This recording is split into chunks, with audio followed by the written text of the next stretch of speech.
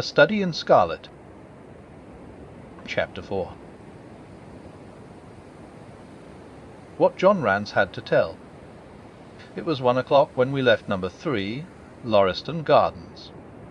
Sherlock Holmes led me to the nearest telegraph office, whence he dispatched a long telegram. He then hailed a cab and ordered the driver to take us to the address given us by Lestrade. Theory is nothing like first-hand evidence, he remarked. As a matter of fact, my mind is entirely made up upon the case. But still we may as well learn all that is to be learned. You amaze me, Holmes, said I. Surely you are not as sure as you pretend to be of all those particulars which you gave. There is no room for a mistake, he answered. The very first thing which I observed on arriving there was that a cab had made 2 ruts with its wheels close to the curb. Now, up to last night, we have had no rain for a week, so that those wheels which left such a deep impression must have been there during the night. There were the marks of the horse's hoofs, too, the outline of one of which was far more clearly cut than that of the other 3. Showing that that was a new shoe. Since the cab was there after the rain began, and was not there at any time during the morning, I have Gregson's word for that, it follows that it must have been there during the night, and, therefore, that it brought those 2 individuals to the house. That seems simple enough, said I, but how about the other man's height?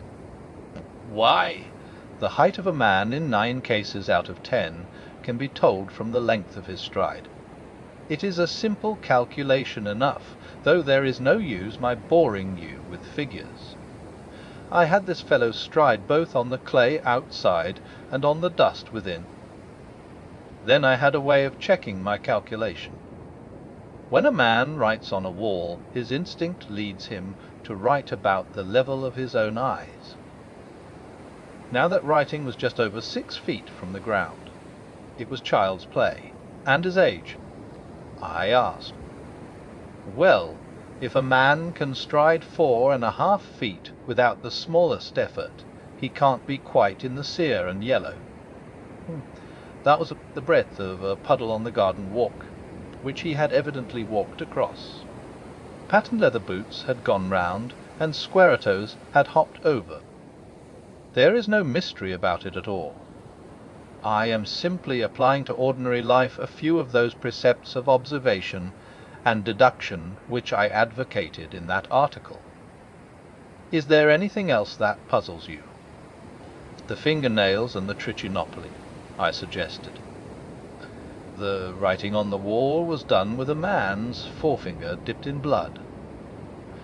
My glass allowed me to observe that the plaster was slightly scratched in doing it, which would not have been the case if the man's nail had been trimmed. I gathered up some scattered ash from the floor.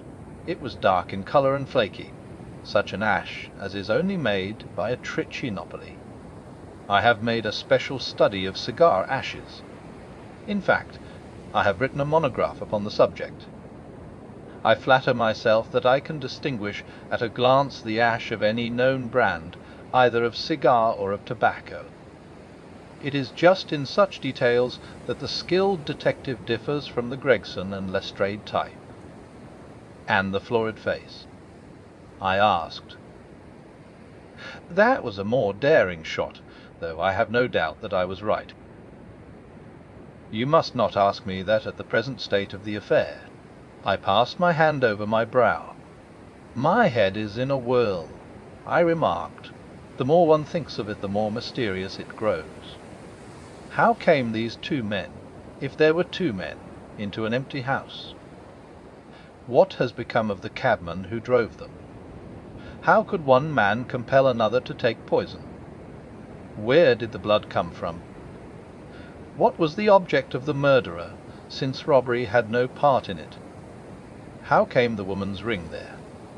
Above all, why should the second man write up the German word rage before decamping? I confess that I cannot see any possible way of reconciling all these facts. My companion smiled approvingly. "You sum up the difficulties of the situation succinctly and well," he said. "There is much that is still obscure, though I have quite made up my mind on the main facts. As to poor Lestrade's discovery, it was simply a blind intended to put the police upon a wrong track, by suggesting socialism and secret societies.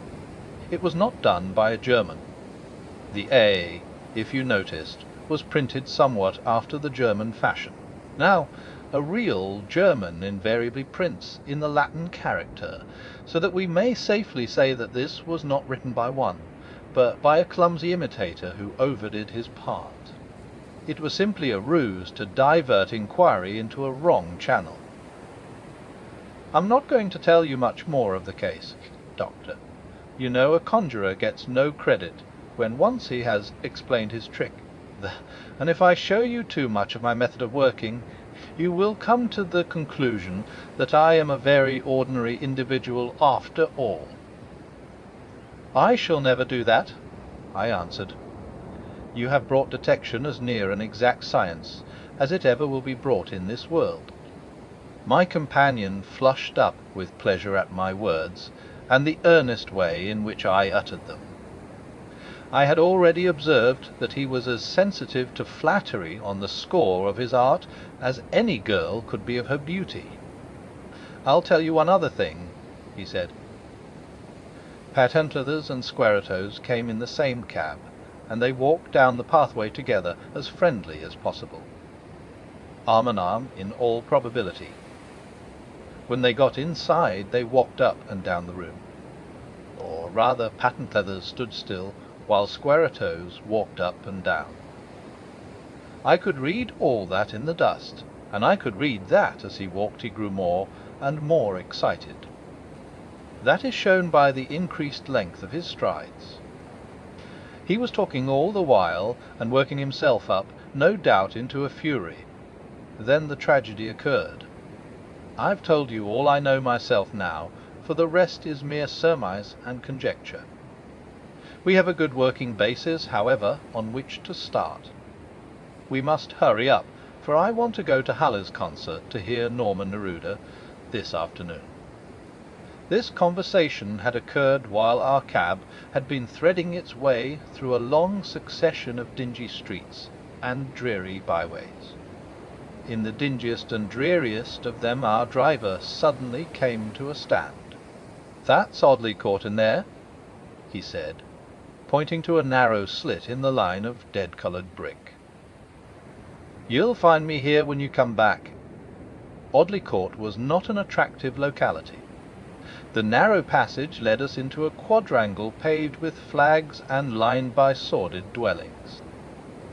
We picked our way among groups of dirty children and through lines of discoloured linen until we came to number 46, the door of which was decorated with a small slip of brass on which the name Rance was engraved. On enquiry we found that the constable was in bed, and we were shown into a little front parlour to await his coming. He appeared presently, looking a little irritable at being disturbed in his slumbers. "I made my report at the office," he said. Holmes took a half-sovereign from his pocket and played with it pensively. "We thought that we should like to hear it all from your own lips," he said. "I shall be most happy to tell you anything I can," the constable answered with his eyes upon the little golden disc. "Just let us hear it all in your own way as it occurred." Rance sat down on the horsehair sofa and knitted his brows as though determined not to omit anything in his narrative. "I'll tell it ye from the beginning," he said. "My time is from 10 at night to 6 in the morning. At 11 there was a fight at the White Hart, but bar that all was quiet enough on the beat. At 1 o'clock it began to rain, and I met Harry Murcher, him who has the Holland Grove beat, and we stood together at the corner of Henrietta Street, a-talking. Presently, maybe about 2 or a little after, I thought I would take a look round, and see that all was right down the Brixton Road. It was precious dirty and lonely. Not a soul did I meet all the way down, though a cab or two went past me. I was a-strolling down, thinking between ourselves how uncommon handy a 4 of gin hot would be, when suddenly the glint of a light caught my eye in the window of that same house. Now, I knew that them 2 houses in Lauriston Gardens was empty on account of him that owns them, who won't have the drain seen to, though the very last tenant what lived in one of them died o' typhoid fever. I was knocked all in a heap, therefore, at seeing a light in the window, and I suspected as something was wrong.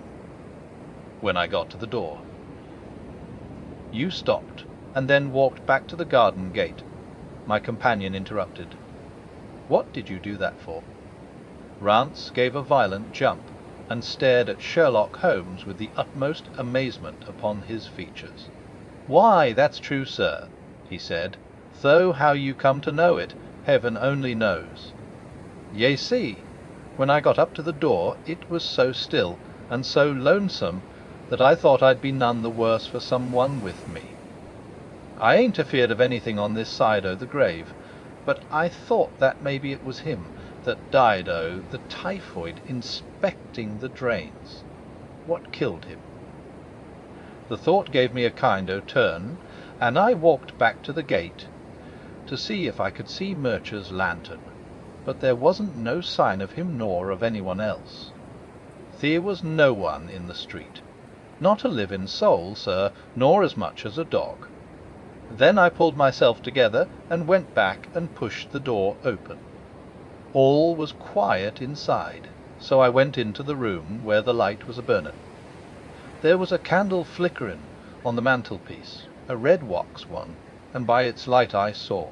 Wes, I know all that you saw. You walked round the room several times, and you knelt down by the body, and then you walked through and tried the kitchen door. And then John Rance sprang to his feet with a frightened face and suspicion in his eyes. "Where was you hid to see all that?" he cried. "It seems to me that you knows a deal more than you should." Holmes laughed and threw his card across the table to the constable. "Don't get arresting me for the murder," he said. "I am one of the hounds, and not the wolf. Mr. Gregson or Mr. Lestrade will answer for that. Go on, though. What did you do next?" Rance resumed his seat, without, however, losing his mystified expression. "I went back to the gate and sounded my whistle. That brought Murcher and 2 more to the spot." "Was the street empty then?" "Well, it was, as far as anybody that could be of any good goes." "What do you mean?" The constable's features broadened into a grin. "I've seen many a drunk chap in my time," he said, "but never anyone so crying drunk as that cove. He was at the gate when I came out, a-leaning up agin the railings, and a-singing at the pitch o' his lungs about Columbine's newfangled banner, or some such stuff. He couldn't stand, far less help." "What sort of a man was he?" asked Sherlock Holmes. John Rance appeared to be somewhat irritated at this digression.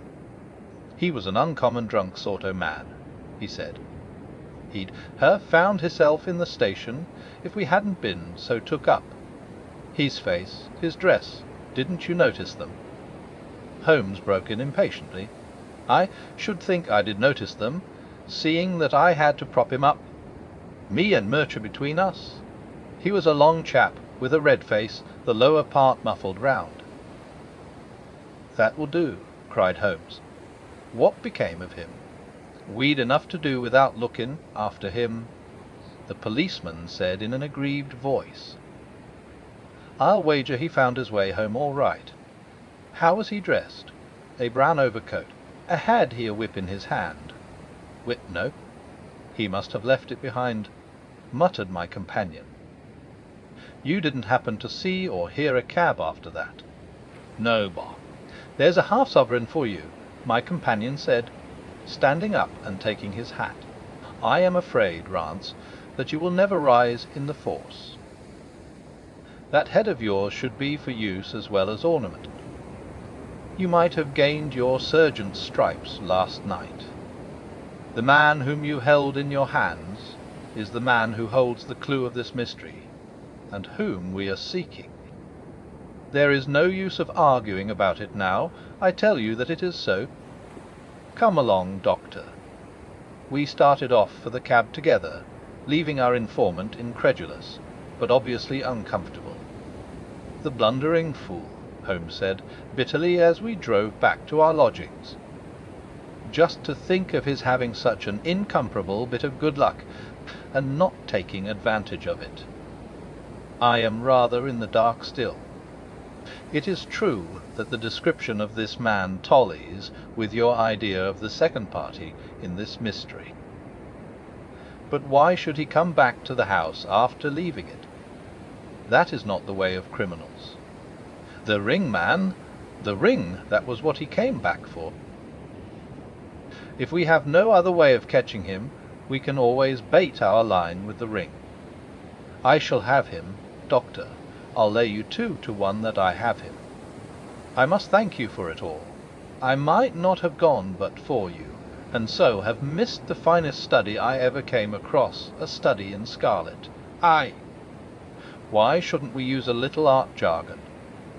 There's the scarlet thread of murder running through the colourless skein of life, and our duty is to unravel it, and isolate it, and expose every inch of it. And now for lunch, and then for Norma Neruda. Her attack and her bowing are splendid. What's that little thing of Chopping's she plays so magnificently, tra-la-la-la-la-lay? Leaning back in the cab, this amateur bloodhound carolled away like a lark, while I meditated upon the many-sidedness of the human mind.